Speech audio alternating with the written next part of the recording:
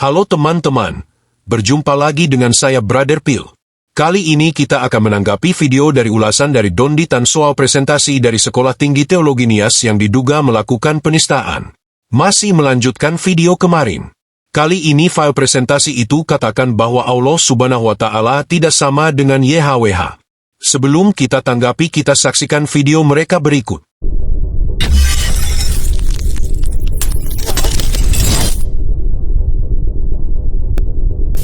Ya, orang Yahudi mengetahui 7 nama Tuhan.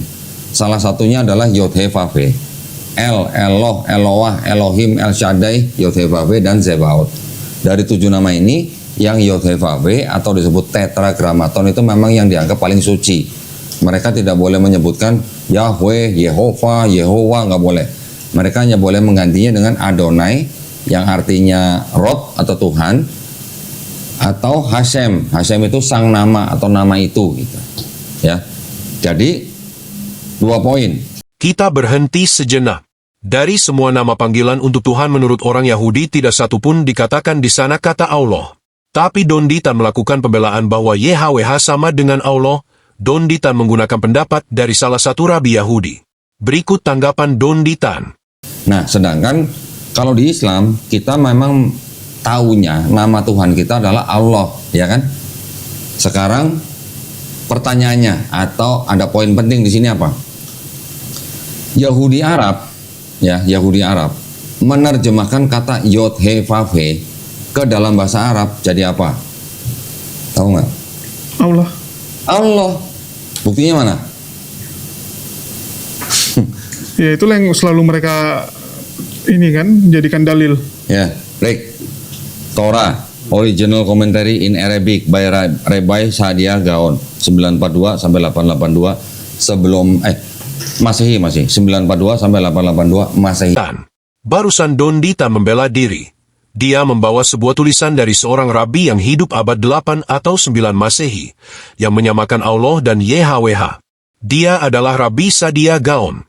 Dondi Tan mungkin tidak tahu pada saat Sadia Gaon hidup, kerajaan Islam sedang berkuasa. Dan soal Sadia Gaon saya sudah bahas saat menjawab Elsa Raflesa berikut.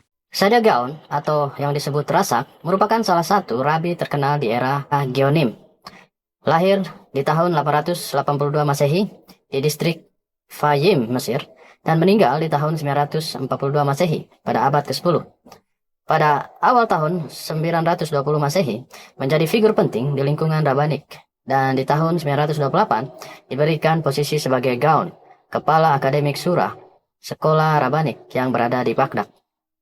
Biografi lengkap Rasak ditulis Henry Malter dalam bukunya Sadia Gaon, His Life and Works, Philadelphia 1921. Pada masa hidup Rasak, pemerintahan Islam telah berkuasa di seputaran Timur Tengah, Afrika Utara, dan seputaran Mediterania sampai ke Andalusia Spanyol. Pasca kerajaan dinasti Umayyah yang berpusat di Damaskus, dinasti selanjutnya yaitu dinasti Abbasiyah yang berpusat di Baghdad melanjutkan hegemoni pemerintahan Islam. Kehadiran pemerintahan Islam pada masa Razak di abad pertengahan telah memberi dampak semakin meluasnya pengaruh Islam dan budaya Arabik di wilayah-wilayah yang dikuasai Islam.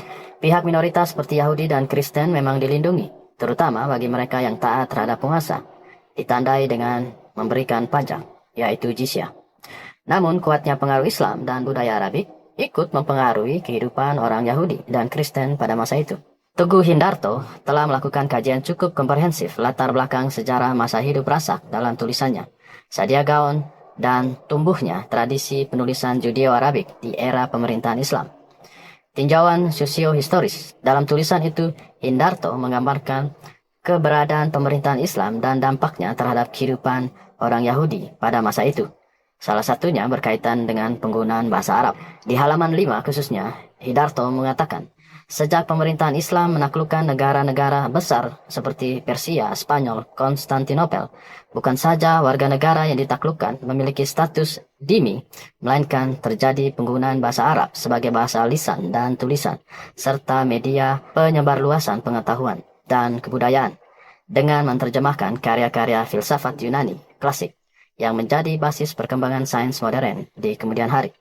Bukan hanya karya-karya filsafat Yunani klasik, melainkan naskah-naskah keagamaan Yahudi pun diterjemahkan dalam bahasa Arab. Rasak merupakan rabi Yahudi yang merintis penterjemahan Torah secara lengkap ke dalam bahasa Arab. Uniknya, terjemahan bahasa Arab itu tetap menggunakan karakter Hebrew yang diistilahkan dengan nama Judeo-Arabik. Hindarto menyatakan bahwa kehadiran bahasa Judeo-Arabik merupakan cara komunitas Yahudi beradaptasi terhadap pengaruh dan dominasi pemerintahan Islam. Rasak yang hidup di lingkungan pemerintahan Islam, terutama saat dia menjadi kepala Akademi Surah di Baghdad, yang menjadi pusat pemerintahan dinasti Abbasiyah, melakukan penerjemahan Torah ke dalam Arabik, karena kondisi yang mengharuskan dia melakukan hal seperti itu. Penerjemahan yang dilakukan Rasak juga melibatkan penafsiran Rasak atas teks-teks Torah, sehingga tulisannya lebih tepat disebut tafsir dalam bahasa Arab dibanding terjemahan. Sama seperti Targum yang merupakan parafrase Torah atau Tanakh dalam Aramaik. Oke teman-teman, kita sudah mendengarkan bagaimana pengaruh Islam terhadap kehidupan Saadia Gaon, di mana Saadia Gaon tinggal di Baghdad, yang mana Baghdad itu adalah pusat pemerintahan dari kerajaan Islam waktu itu. Sangat besar kemungkinan terjemahan dari Saadia Gaon ini dipengaruhi oleh pengaruh-pengaruh Islam di mana dia tinggal. Jadi, teman-teman bisa menilai sendiri apakah Saadia Gaon melakukan terjemahannya secara objektif atau tidak, atau di bawah tekanan. Kita tidak tahu. Tetapi yang pasti, pada waktu Saadia Gaon hidup, dia berada di bawah pemerintahan dari kerajaan Islam. Dan banyak juga rabi-rabi Yahudi yang tidak setuju dengan terjemahan Saadia Gaon. Untuk lebih jelasnya, teman-teman bisa baca sendiri di dalam artikel yang saya berikan linknya di dalam kolom komentar. Dan banyak referensi yang kita bisa peroleh dari internet dalam bahasa Inggris atau bahasa Indonesia tentang sejarah hidup dari Saadia Gaon. Pada intinya, Don Ditan ingin mengatakan bahwa Allah Subhanahu wa Ta'ala sama dengan YHWH. Tapi lucunya beberapa menit sesudah itu ini yang terjadi. Lucu jadinya ya, nggak apa-apa lah, kita ajarin aja. Kemudian Mengulang. Tuhan bersumpah demi dirinya sendiri. Kejadian 22:16, Ibrani 6:13. Kalau di Islam katanya di Quran Allah bersumpah demi ciptaannya. Ya terus sobat gitu loh. Nggak ngerti aku. Hah? Terus sobat gitu. Iya, beda ya, udah beda Ya gitu. nggak ada urutannya kan ya? Apa maksudnya? Kan Ini- dia bilang Tuhannya beda, ya udah. Barusan materi STT Nias katakan bahwa Allah Subhanahu wa Ta'ala bersumpah demi ciptaan menurut Quran, sementara YHWH bersumpah demi dirinya sendiri. Artinya ada perbedaan di sini. Bagaimana mungkin Allah dan YHWH sama, sementara isi firman-Nya tidak sama? Satu bersumpah demi ciptaannya, yang satu bersumpah demi dirinya sendiri. Giliran begini, mereka katakan YHWH dan Allah Subhanahu wa Ta'ala berbeda. Ya, manusia diciptakan dari tanah di Kejadian 27. Kalau di manusia diciptakan dari segumpal darah, oh maksudnya di Quran manusia diciptakan dari segumpal darah, kalau di Kristen manusia diciptakan dari segumpal tanah. Debutan Lah berarti yang bikin PowerPoint ini dia berarti nggak tahu ada ayat yang mengatakan bahwa semisal penciptaan Nabi Isa alaihissalam itu sama dengan penciptaan Adam. Adam diciptakan dari apa? Tanah. Loh, sekarang kalau manusia pertama memang diciptakan dari tanah, dia juga tadi mengambil yang ini kan juga apa namanya? Kejadian 2 ayat 7 kan juga tentang Adam. Adam diciptakan dari tanah. Iya. Nah sekarang keturunan Adam diciptakan dari tanah atau bukan? Iya. Nah, kan bukan. Ya bukan. Ya, Mereka yang bilang lagi tuh. Iya, dari segumpal darah juga kan. Betul. Hasil daripada air mani dari suami dan sel telur istri. Iya. Gitu. Masa kayak gitu dijadiin poin? Lucu ya. Gedebruk. Orang yang dilahirkan dari proses hubungan suami dan istri bukanlah proses penciptaan tapi reproduksi. Dalam Alkitab Tuhan katakan Kejadian 1 ayat 28 Tuhan berfirman, "Beranak cuculah penuhilah bumi." Kalau proses reproduksi itu adalah proses penciptaan, apakah artinya semua manusia juga pencipta? Sementara konsep penciptaan Tuhan adalah dari yang tidak ada menjadi ada. Sementara manusia sendiri hasil ciptaan. Jadi yang dinamakan penciptaan adalah dari yang tidak ada menjadi ada. Tadi Don Ditan katakan, menurut Quran, penciptaan Isa sama dengan penciptaan Adam, sama-sama dengan kun fayakun. Padahal faktanya dalam Quran, penciptaan Adam dari debu tanah tidak ada kun fayakun. Begitu juga dengan Isa. Adam diciptakan dengan kedua tangan Allah dari debu tanah, sementara Isa tidak diciptakan dari debu tanah. Samanya bagian mana? Sekali lagi nama saya Kainama, saya biasa dipanggil Kay. Sekali lagi nama saya Kainama, saya adalah mantan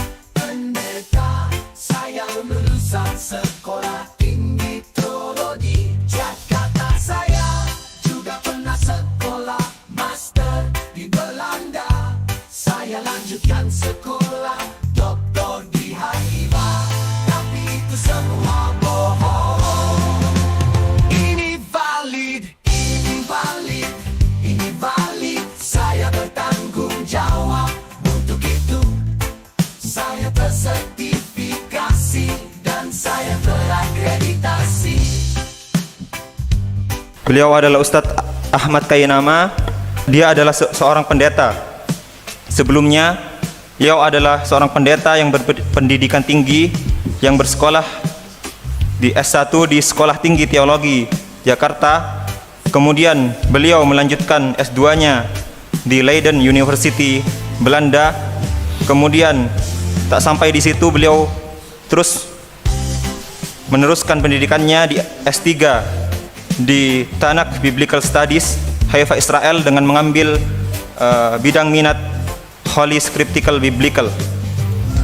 Dan itu valid, silahkan dicek. Ini valid. Dan saya bertanggung jawab untuk hal itu. Kali lagi nama saya, nama saya biasa berdakwah di gereja. Saya banyak mualafkan orang Kristen dalam gerejanya. Karena itu saya dipukuli sampai tulang-tulang patah. Tapi itu semua bohong. Ini valid, ini valid, ini valid. Saya bertanggung jawab untuk itu. Saya tersertifikasi dan saya terakreditasi. Disclose to be death, gitu. Deket mati itu saya udah rasa. Dan buat saya asik-asik aja. Tapi saya mengabarkan kemana-mana, dipukul, diapain, paling tidak Allah kasih tahu cintanya kepada saya ketika saya pegang tangan orang di dalam gerejanya dan saya syahadatkan dia di dalam gerejanya. Alhamdulillah, Allah masih percaya sama orang hitam ini.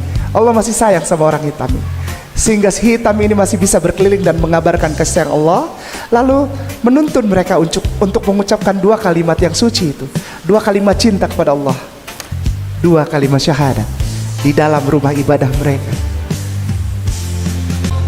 Ini valid, ini valid, ini valid. Saya bertanggung jawab untuk itu. Saya tersertifikasi dan saya terakreditasi. Hey bangke, sampai kapan begini, bertobatlah sebelum ajal menjemput.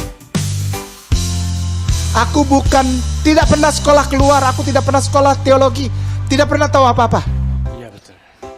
Jadi yang mana ini yang benar?